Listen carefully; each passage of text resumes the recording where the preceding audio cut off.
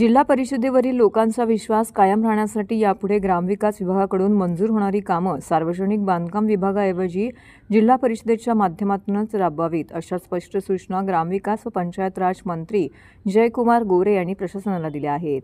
ठाणे जिल्हाधिकारी कार्यालयातील जिल्हा माहिती सभागृह केंद्र, ठाणे जिल्हाधिकारी कार्यालयातील जिल्हा समिती सभागृह केंद्र व राज्य पुरस्कृत कामांच्या आढावा बैठक आयोजित करण्यात आली होती. या बैठकीनंतर त्यांनी पत्रकारांशी संवाद साधला. ठाणे जिल्ह्यात केंद्र व राज्य शासनाच्या माध्यमातून विविध विकास कामे सुरू आहेत. या कामांचा आढावा घेण्यासाठी ग्रामविकास व पंचायत राज मंत्री जयकुमार गोरे आले होते. यावेळी खासदार सुरेश म्हात्रे, माजी राज्यमंत्री कपिल पाटील, आमदार किसन कथोरे उपस्थित होते. ग्रामविकास विभागाकडून मंजूर होणारी कामं ही सार्वजनिक बांधकाम विभागामार्फत करण्यात यावी अशी मागणी अनेकदा होते, असं निदर्शनास आलं आहे. कारण सार्वजनिक बांधकाम विभागाची देयकी पद्धत ही सोपी आहे, तर जिल्हा परिषदेची देयक पद्धत ही अधिक वेळ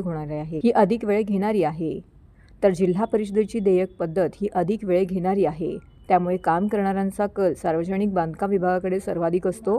परंतु जिल्हा परिषदेतील कामकाजामध्ये काही बदल करून ही कार्यप्रणाली कशी सोपी होईल यावर लवकरच निर्णय घेतला जाईल. तसेच सार्वजनिक बांधकाम विभागाप्रमाणे उच्च दर्जाचे काम जिल्हा परिषदेने करावे, यासाठी ज्या सुधारणा करणं अपेक्षित आहे त्या करण्याच्या सूचना प्रशासनाला दिल्या आहेत, अशी माहिती मंत्री जयकुमार गोरे यांनी पत्रकार परिषदेत दिली आहे. या बैठकीत मुख्यमंत्री 100 दिवसांच्या कार्यक्रमाचा आढावा घेण्यात आला.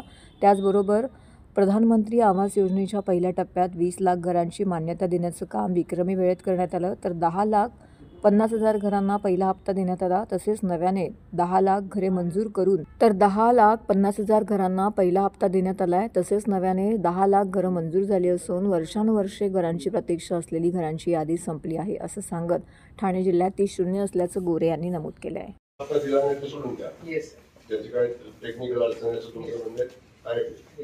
पण त्याच्यानंतर जे राहिलेली घरं आहेत त्यांचं सेकंड दुसरा हप्ता गेला, पहिला हप्ता दिला पण काम चालू नाही झालं. म्हणजे सर आपण काम चालू झालं हे दुसरा हप्ता दिल्यावरच काम चालू झालं म्हणतो, तर आपण म्हणत असं आहेत तो सोडा. पण आता जर अशी संख्या एवढी कमी संख्या असताना अशा पद्धतीनं काम अपेक्षित नाही. म्हणजे मी नाही करत आहे, पण हे असं काम अपेक्षित नाही. तुमच्याकडे ही माहिती असणं अपेक्षित आहे. त्या 16.5 मध्ये प्रत्यक्षात चालू झाली नाही असे किती आहे? सर आपण 8,000 पकडायला पाहिजे, कारण त्यांना आपण दुसरा हप्ता दिला म्हणजे ती चालू झालेली आहे. बाकीची मग आपण चालू नाही झाली असं कन्सिडर करायला हरकत नाही.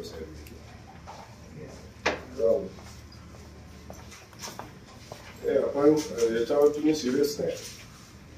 आपण आढावा घेत असत, पण आपल्याला स्पेसिफिक आपल्याला एक विनंती होती की जनगणनेचं काम आपण शिक्षकांवर देतो, पण सुशिक्षित बेरोजगारांकडे या गोष्टीची आपण जर जबाबदारी दिली तर ते मनापासून करतील आणि ती कामाची शिक्षकांवरती अतिरिक्त जो बोजा आहे त्याच्या व्यतिरिक्त या मुलांकडे जर दिलं तर ते चांगल्या पद्धतीत होऊ शकेल. याचा आपण कॅबिनेटमध्ये कुठेतरी मुख्यमंत्री महोदयांशी चर्चा करून या विषयाला जर न्याय देता आला तर ते द्यावा अशी विनंती आहे.